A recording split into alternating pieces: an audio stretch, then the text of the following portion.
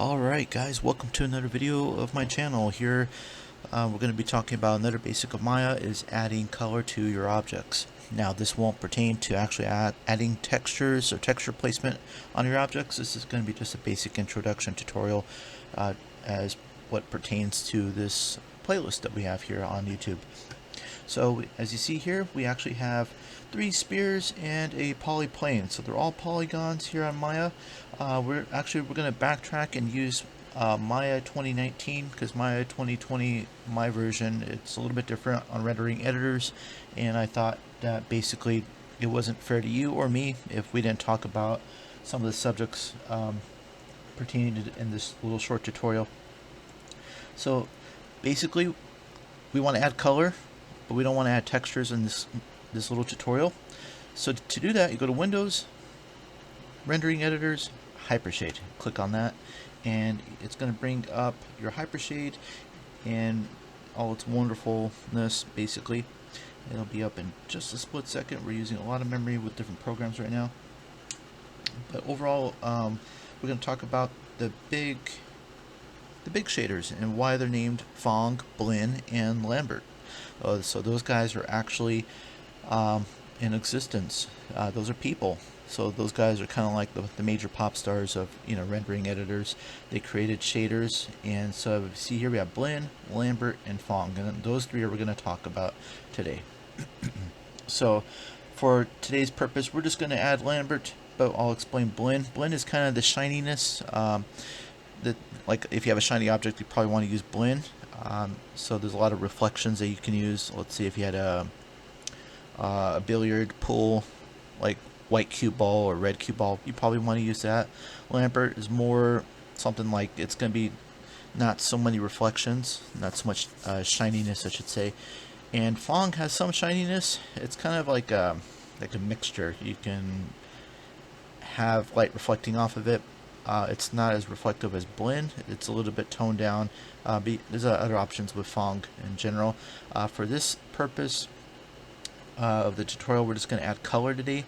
So we're just going to use, for right now, we'll use Blinn. We'll use Blinn. So we're going to create 3 of them, okay?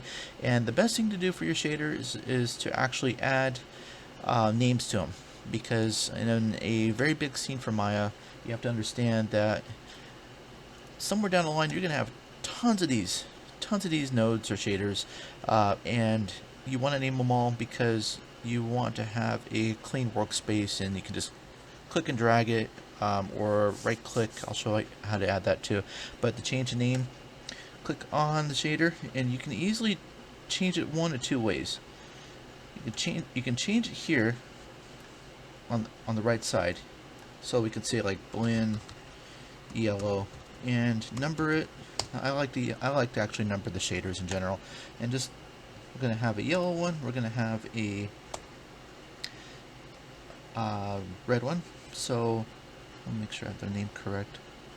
I'll just call it, Blinn. We'll have a red one, and final one we'll have a blue one. Blinn blue.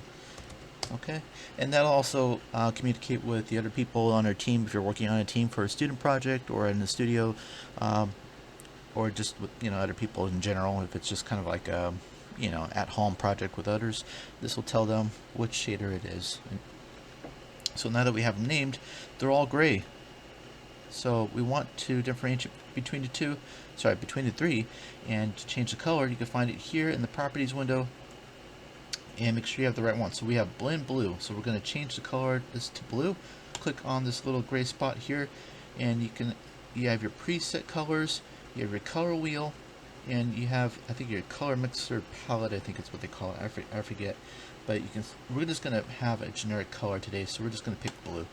So this is basically I forget what they call it. Well, it's the material viewer, of course. The material viewer will basically demonstrate how the color is going to look on an object.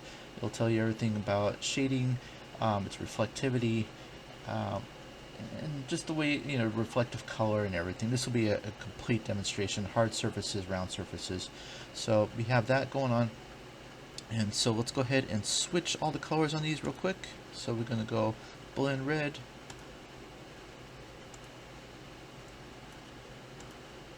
and blend yellow. Okay, so we have them all changed. So now we have actual color shaders. So these are blend. So what should happen with our spears in our scene is that we should actually, I'm going to put this away real quick. We should start adding color for these guys, make it a little bit nicer.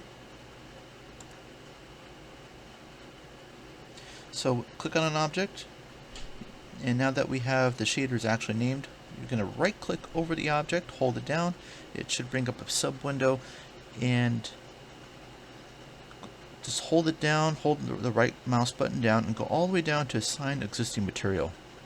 And now that we named everything, we know which ones are which. So the first one, we're just going to name it blue because that was the first one we did. Highlight it with your mouse with the right mouse button held down and let go. That should assign the color to your object, which we have here, and now it's not so grayish anymore, so now it's blue. And we're just going to follow the process with the rest. So right click, hold down, assign existing material. I'm going to make this one red and follow up with the last one. Right click, so left click first, right click after, okay?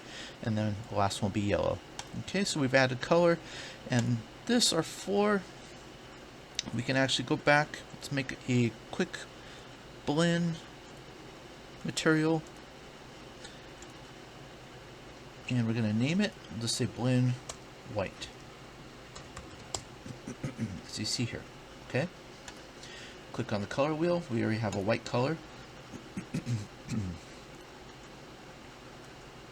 Okay, minimize that window, click the object, right click, hold down afterwards, and here we are. So now in our scene we have our three objects, which are our spears. They're all colored, and our floor, which is white. And here in the viewer, you're not going to see too much going on, as in terms of like an actual render. This is just for like work related purposes.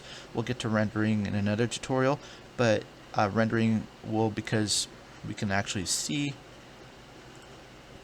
you know, our objects, doesn't mean always that we'll actually see an actual render. Unless you've got a really good system, it's going to drag on your resources to actually have a real-time rendering.